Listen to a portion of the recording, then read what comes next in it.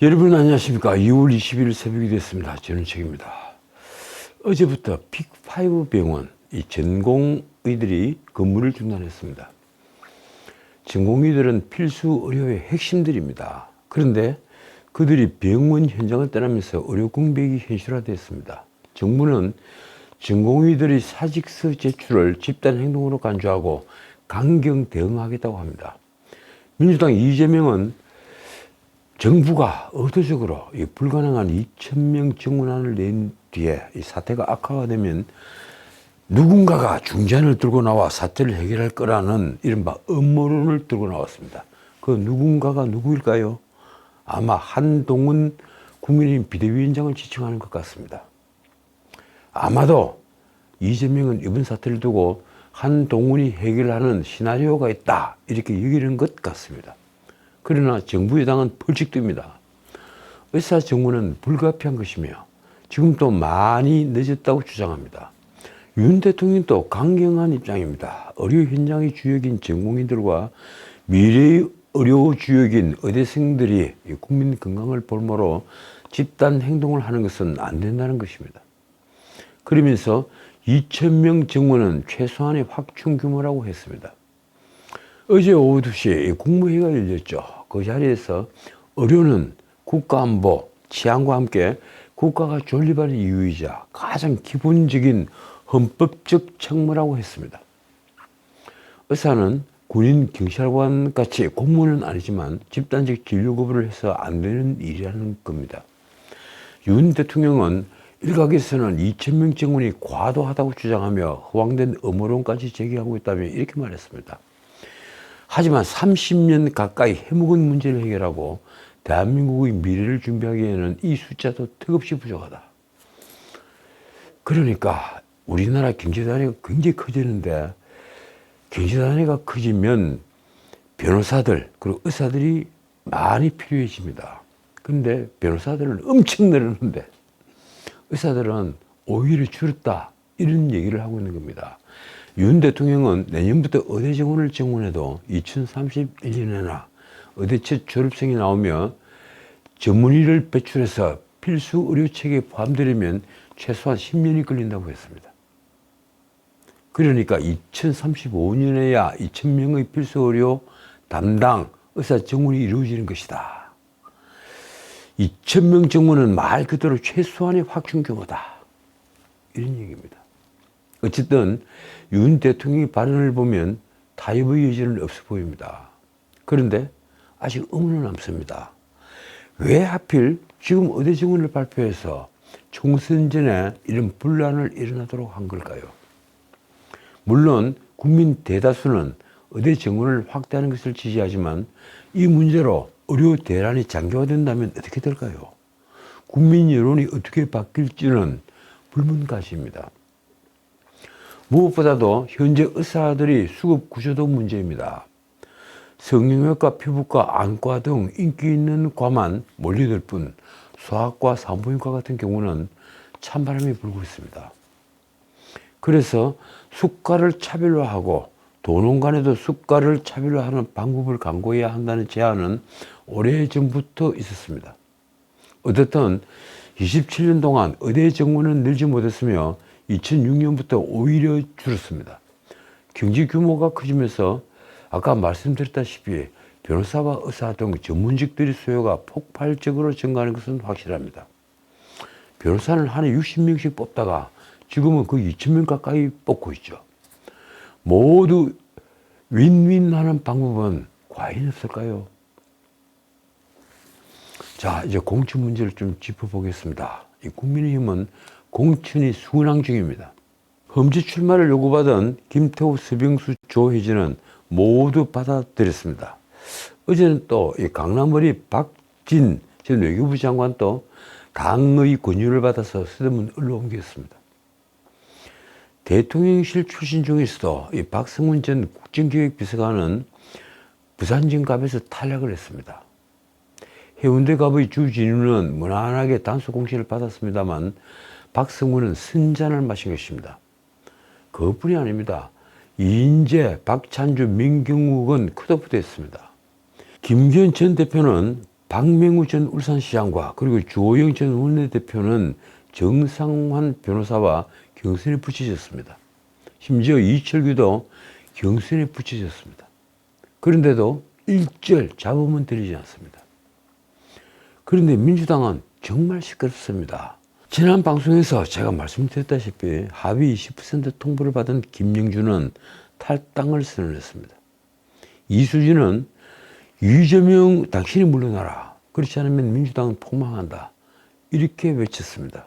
어제 방송의 제목이었죠. 그리고 어제 이 박용진이 하위 10% 통보를 받았다고 했습니다. 자, 그래서 이재명식 내로남불 공천이 지금 도마 위에 오른 겁니다. 그 시작은 다들 아시다시피 문학진이었습니다. 이재명은 1월 27일 문학진에게 전화를 걸었다고 그러죠. 형님이 꼴찌했대요 라고 말을 했다고 합니다. 이 신문에 다 난 얘기입니다. 경기 광주을 후보 적합도 조사 결과 이재명 특보를 했던 안태준이 31%, 그리고 전 광주시장 신동훈과 전 경기도 의원을 했다고 그러더군요. 박득동이라는 사람이 11%, 그리고 문학진이 10% 나왔다는 얘기였습니다. 그러니까 선두와 21%포인트가 차이가 나는 겁니다.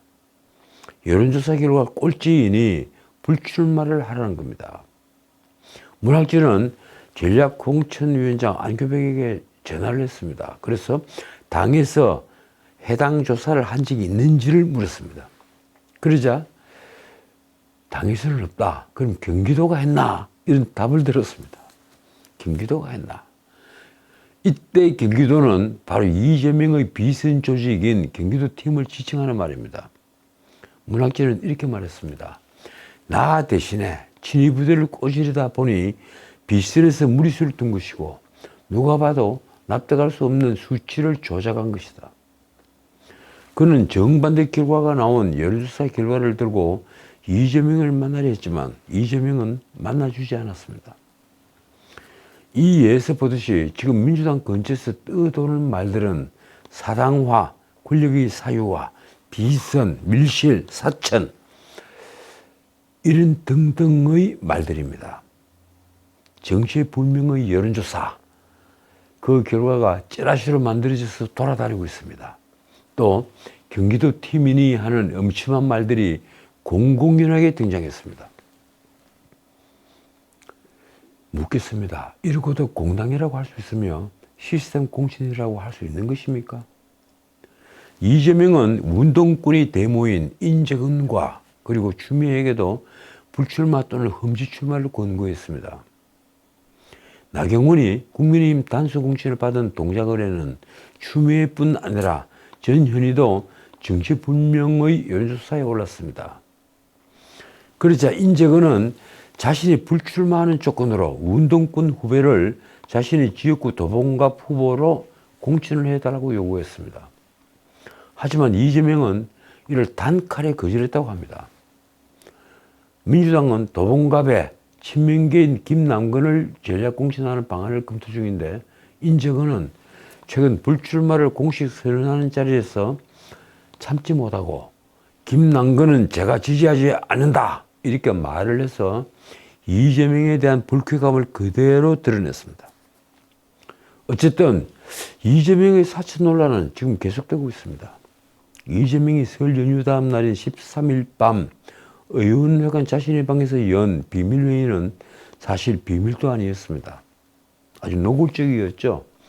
이 모임에는 제가 전에도 말씀을 드렸지만 조정식 사무총장과 그리고 김병기 부총장 등 이른바 공천 실무 관계자들 그리고 정성호, 박찬대 등 최측근들이 모였습니다. 그들은 자정까지 노웅래, 기동민, 이수진, 이때 이수진 의원은 비례대표 이수진 의원입니다. 그래서 기소가 돼서 재판을 받고 있는 의원들이 컷오프 문제를 논의했습니다. 그 자리에는 검찰 기소장 등이 자료로 등장했다고 합니다. 공관위가 엄연히 있는데 왜 이재명은 친명 핵심과 그들이 공천을 논의했을까요? 무엇보다 재판을 받는 의원들에 대한 컷오프 논의를 두고 내로남불 아니냐 하는 지적이 쏟아졌습니다. 이재명이 받는 재판은 정치 탄압이며 자신들이 받는 재판은 발임식 범죄냐 하는 것입니다. 이재명은 또 전당대회 돈봉투 사건에 연루되어서 돈봉투를 받았다는 의혹을 받는 의원들에게도 직접 해명을 요구하는 전화를 돌렸습니다. 자, 그러자 언론은 물론 많은 이들이 적어도 대장동 의혹을 받는 사람이 해명을 요구할 것은 아닌 것 같다, 이렇게 말했습니다. 동아일보의 민주당 지도부 관계자가 한 말은 이렇습니다. 컷오프 판단 기준은 정치 탄압의 징후다. 정치 탄압의 징후가 명백하면 컷오프 대상이 아니다. 말하자면 이재명의 기소는 정치 탄압 징후가 명백해서 컷오프 대상이 아니지만 다른 의원들은 정치 탄압의 징후가 확실하지는 않다, 이런 얘기입니다. 자, 이제 다른 문제입니다. 이 원칙과 상식 4인방에 있다가 자신의 지역구 성남 중원을 노리던 현근택이 성희롱 사건으로 실족을 하자 탈당을 철회했던 윤영찬 또 19일 임혁배 공관위원장으로부터 하위 10% 통보를 받았다는 걸 밝혔습니다. 하위 10% 같으면요, 감산을 할 때 무려 30%를 감산을 합니다. 그는 민주당을 지키려는 저희 길이 순탄치 않으리라 각오했지만 하위 10%라는 결정은 받아들이기 어렵다고 했습니다. 그러면서 입장문에서 이렇게 물었습니다. 이번 총선에 임하는 민주당의 목표는 윤석열 정권에 대한 심판인가? 아니면 이재명 대표 개인 사당화의 완성인가? 그러면서 윤영찬은 30% 감산에도 불구하고 제 앞에 그 어느 누가 오더라도 물서지 않고 당당히 맞이해 평가받을 것이라고 했습니다. 그러면서 윤영찬은 이번 민주당의 하위 통보에 대해 이런 식으로 간다면 민주당은 이번 총선에서 역사적 책임을 피할 수 없는 대참패를 맞이할지도 모른다고 했습니다.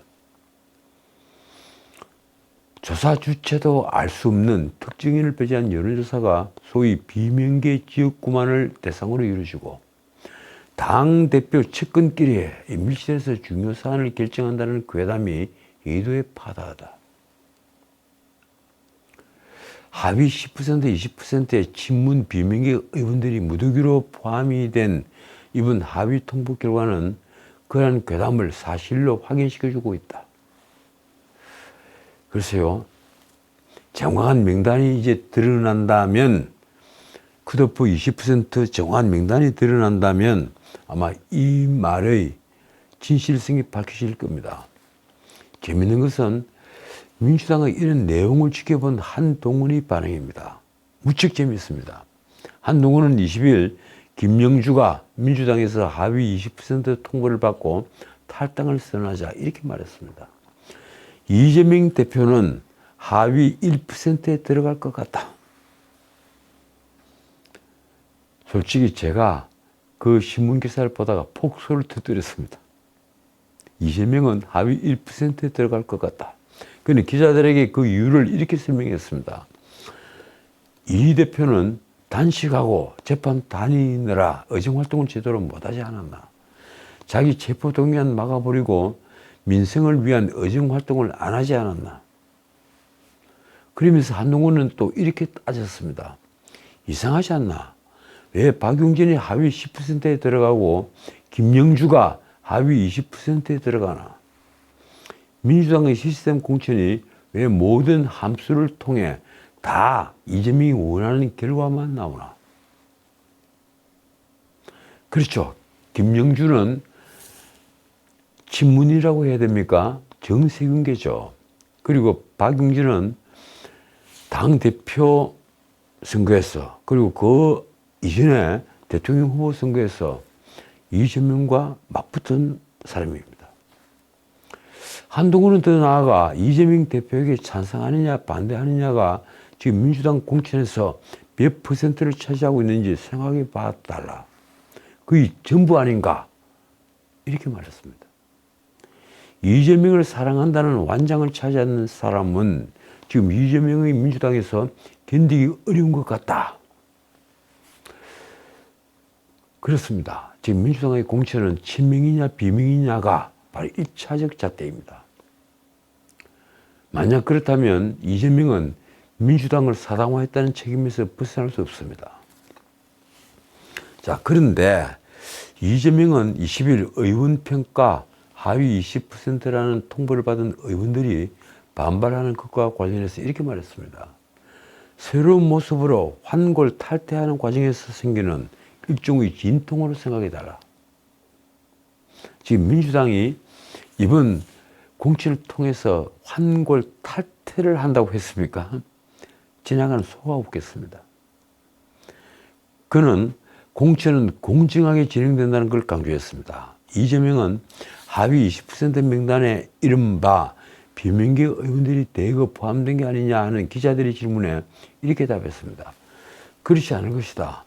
제가 아끼는 분들도 많이 포함된 것 같아서 가슴이 아프다. 장담하건대 이재명 그 명단을 다 봐서 알고 있는 것이 분명합니다. 그렇지 않겠습니까? 당대표가 모를 리가 있습니까? 그런데 이렇게 장담하건대 그렇지 않을 것이다 얘기를 하는 겁니다. 그는 사당화 논란에 대한 질문에는 이렇게 답했습니다. 국민들께서 새로운 정치를 바라시고 또 공천 과정에서도 변화를 바라신다. 원래 혁신이라고 하는 것이 그 언어의 의미가 가지는 것처럼 정말 가죽을 벗기는 그런 고통을 의미하기도 한다. 저는 정말 깜짝 놀랐습니다. 이재명의 말은 고통스러운 변화이지만 결코 사당화는 아니라는 항변입니다. 그런데 혁신이라는 말 의미를 몰랐을까요? 그걸 모를 정도로 아직 책 읽기가 부족한 겁니까? 혁신은 그 가죽을 벗기는 게 아닙니다. 가죽 혁자를 쓰고 새 신자를 쓴다고 해서 가죽을 벗기는 것이 아니라 죽간을 묶은 옛날에 책 있죠. 종이가 발견되기 전에 대나무에 쓴 책, 그걸 엮은 것이 죽간인데 그것이 책이었습니다. 그 죽간을 묶은 가죽끈이 날과 헤어지면 새 가죽끈으로 바꾸는 것을 의미합니다. 그걸 개혁이라고도 부르고 또 혹은 혁신이라고도 부릅니다. 그런데 이재명은 혁신을 가죽을 벗기는 것으로 이해를 하고 있는 겁니다. 이재명은 공정하게 위원회를 구성해 오래전 평가한 결과였기 때문에 어렵더라도 우리 국민 눈높이에 맞는 공천을 위해 불가피한 과정이라고 이해해 주길 부탁드린다고 했습니다. 저는 이 말이 도저히 무슨 말인지 해석이 안 돼서 잘 모르겠는데 어쨌든 자신은 사치를 하지 않았다. 공천은 공정하게 이루어지고 있다. 이렇게 하는 말인 것 같습니다. 그런데 이 민주당이 비명계 의원 지역구에서 현역을 배제한 채 친명 인사의 총선 후보 적합도를 조사한 것으로 알려지면서 당내 갈등이 고조되고 있습니다. 저는 임혁백이 윤석열 정부 출범에 책임 있는 사람을 거론했을 때 이번 총선 민주당의 공천은 친명이냐 비명이냐 더 나아가서 친명이냐 친문이냐에 의해 결정이 된다고 보았습니다. 친명이냐 친문이냐. 그런데도 이재명은 양산에 있는 문재인을 찾아가서 포옹을 했죠. 통합이 있어야 된다. 그러면서 끌어안았습니다. 친문계를 포함한 비명계는 지금 반대파 찍어내기라며 이재명과 친명 지도부를 성토하고 있습니다. 사당화 논란은 더욱 확산하는 모양새입니다. 재미있는 것은 최근 전국 각 지역에서 민주당의 총선 후보 적합도를 묻는 여론조사가 동시다발적으로 진행이 된다는 겁니다. 이 여론조사는 친문 핵심 임종석이 도전장을 낸 서울 중승동갑을 비롯해서 홍영표의 인천 부평을 그리고 송갑석의 광주 서구갑 그리고 서른의 경기 부천을 이인영의 구로갑 홍기원의 경기 평택갑 등으로 주로 친문 비명 현역 의원의 지역입니다. 현역 의원이 재판받는 기동민의 승부굴과 그리고 노웅래의 마포갑도 여론조사가 진행이 됐습니다. 문제는 조사가 현역 의원을 배제한 채 주로 친명 원외 인사를 포함해서 이루어졌다는 점으로, 그러니까 현역 의원들은 애초에 조사 대상에서 빼고 친명 원외 인사를 다 집어넣어서 조사를 한다는 겁니다. 그래서 비명 찍어내기 의도가 너무 노골화되고 있다는 점입니다. 예를 들면 부평을에서는 친문인 홍영표를 제외하고 친명 비례대표 이동주와 이재명이 영입을 한 박선은 전 국가정보원 3차장을 대상으로 국민의힘 후보와의 경쟁력을 따졌습니다. 그러니까 홍영표가 벌쩍 뛴 일이죠. 서른의 부천을에서는 이재명 최측근인 김용의 변호인인 김기표 변호사를 대상으로 적합도 조사를 했습니다. 서른은 또 충격을 받았을 겁니다. 평택갑에서 현역 홍기원을 배제한 채 이재명의 대장동 변호인인 김동아의 경쟁력을 물었습니다. 수도권의 한 비명계 의원의 말이 이렇습니다. 지역구에서 현직을 배제하고 적합도 조사를 했다는 얘기는 과거에는 들어보지 못했다. 이는 누가 봐도 특정 지역구에 친명 인사를 보내기 위한 의도적인 작업이다. 그렇습니다. 제가 봐도 그렇습니다. 참 이재명은 대단합니다. 눈 하나 깜짝하지 않고 자기에게 반대하는 의원들을 모두 목을 치겠다. 그런 결심을 한 것으로 보입니다. 이번 여론조사의 조사 주체도 불분명합니다. 당의 공천 관련 공식기구인 공천관리위원회와 전략기획위원회는 적합도 조사를 하지 않았다는 입장입니다.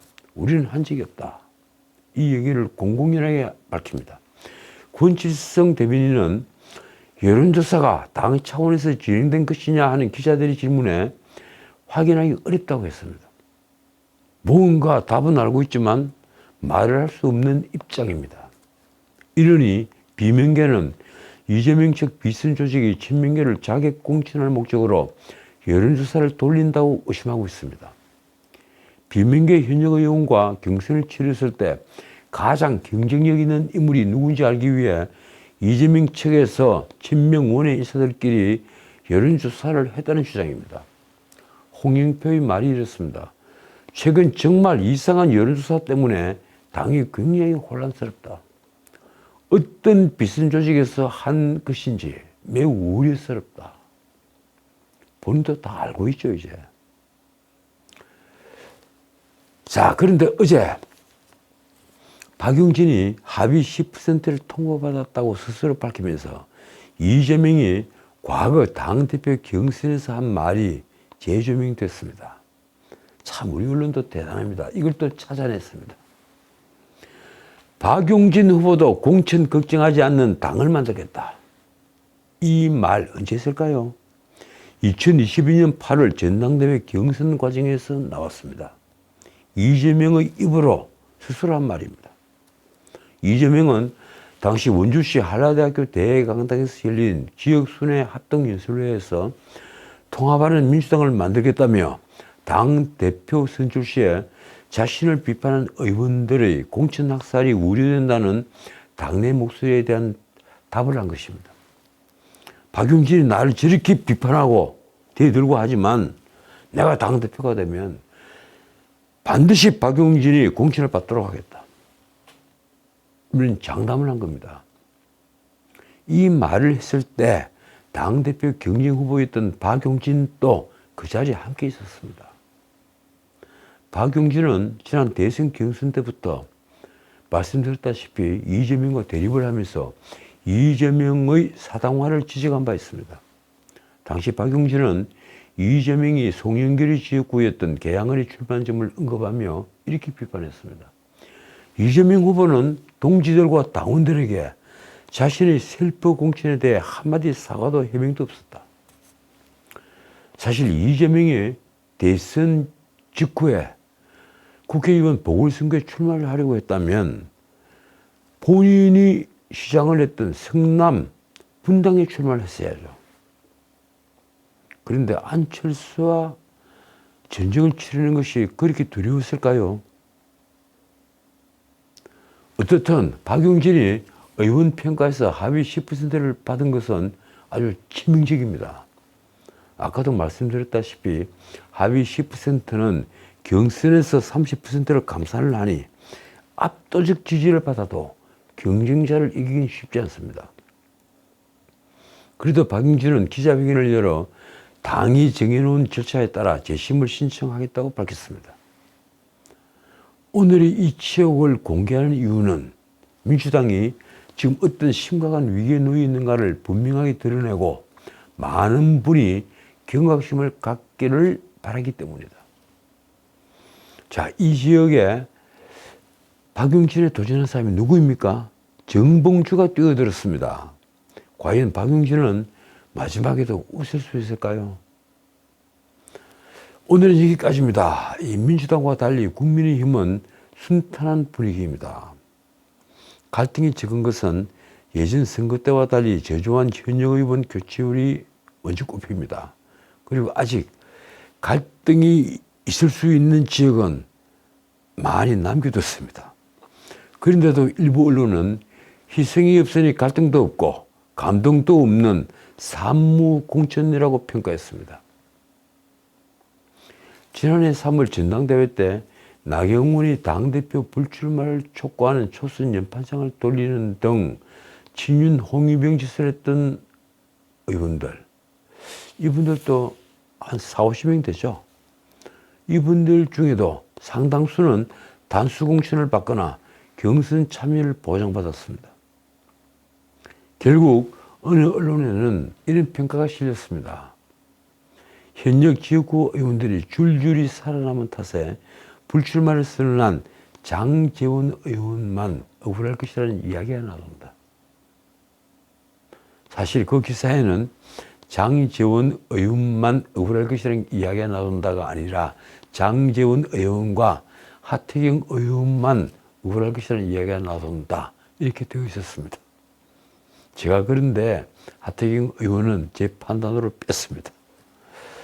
지금까지 전우책이었습니다.